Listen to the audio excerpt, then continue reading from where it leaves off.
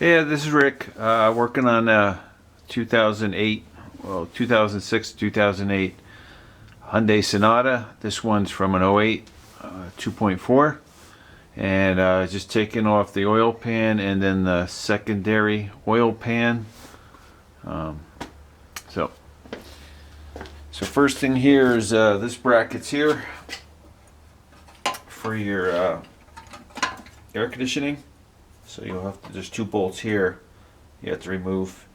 Then there's four here. They're like 12 millimeter. Okay, so once that's out of the way, and then you got all the your 10s. So you can see that. Yeah, little 10s for the oil pan. Bunches of those. So once you get those off, what you'll need to do is, because of the RTV sealant from the factory, you gotta get a putty knife. I like this one. You don't want one too wide, because especially if you're under the car doing it, it gets really tight. And then so you just need a hammer, and you just got to go around carefully and just go all the way around until you can break the seal. Okay, so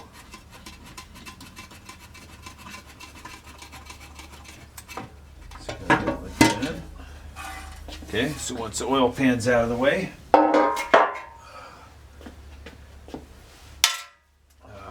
so now this piece here,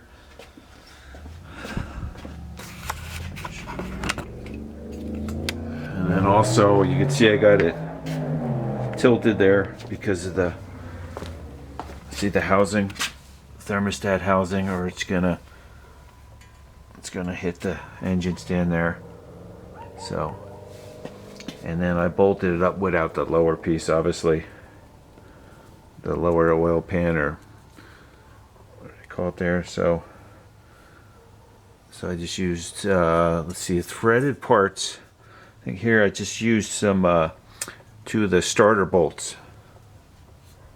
Yeah, those are the starter bolts right here. And then these I just got some with the nuts on it, washers, both sides there. All right, so back to this. So now what to do is, the best thing that I found out is to move the tranny back a little bit. Of course, unless you got it out of the car.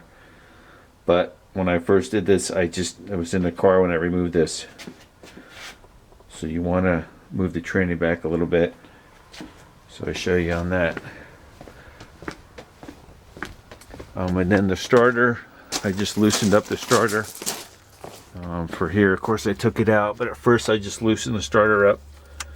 There's like a bolt this way, and then two the other side. I think those are 14s. And then the motor mount, engine mount here, kind of loosened it up on the tranny. Loosen it there. The back, I didn't do anything. And then up there, I think I might have loosened this up, but not much. Mostly just this by the starter. That engine mount there was enough space to get that out. Okay, so let's see. Yep. So here, okay, so this is one. Of course, from this side, I'll show you. That's one of the bolts for the tranny. Yeah, I think it's down there. Well, anyway, so there's 1, 2, 3, and then down here, there's one there. And then the starter. Yeah, like these two of this. Yeah, there's two of the starters outside, and then the starter on the inside. One, and then the other one, if I remember right, it's down there. Let me see. Yeah, I think that's one there. There's not too many. for that. And then of course I had a jack under there, under the tranny to hold it level. To do that, so putting a different engine in it. And then, yeah, spun a bearing, so rod bearing, so ended up just getting a different engine. So that's good. I'm transferring, switching all the parts over. So yeah, so back to this. Let's see, so these, let's see, we got one here into the tranny. 1, 2, 3, and then 4. Those go into the tranny. So those, and then of course here, got some here, and then there's right in here, and there's some on the inside. Okay, there's some here, there, and then there's 2 on the inside and there, and then there. And those are, let's see, I think they're like 12s.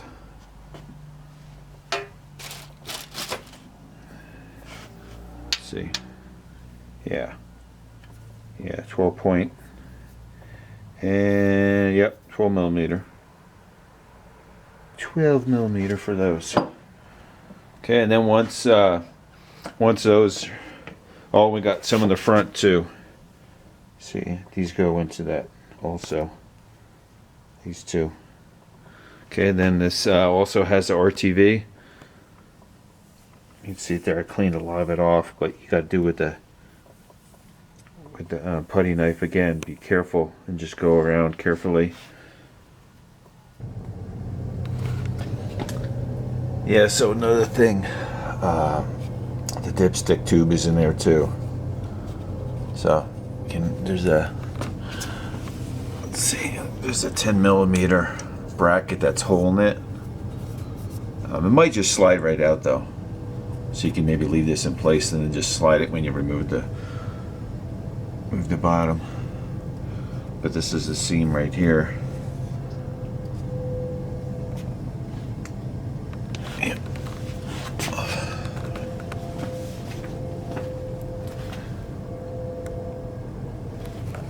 Like that, and this one, yeah, that's the seam right there in the line.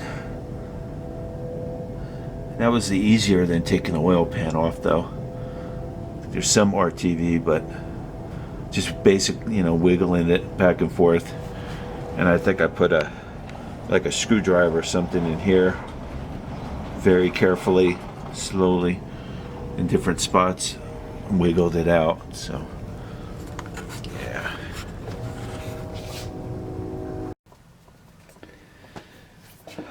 Let's see, so the reason why I moved the tranny back, because it's so tight, because you see the timing cover. See, the timing cover is right up against this. So basically I figured with the tranny right there, you need some room. So I just moved it back just a little bit, and I was able to get it out while it was in the car, of course. So, but that's it. I just want to show you how to get that out. For some reason, if you have a bearing, you can by chance fix it without having to get a different engine or do machine work or whatever. Yeah, this is the way to do it. But in there though, if you got, say I got the crank out, of course, but it's just so tight you really can't get to it. That's why I had to take this out to really see if I can do anything with the bearing. But yeah, the crank is. It's pretty bad, I'll show you that. Yep. Oh, only one was bad. Let's see, it's ugly. Yeah. Let's see here. Yeah, you see that? That's the only one that spun the bearing there. And that's all it takes is just one. Yep. And then the oil pump.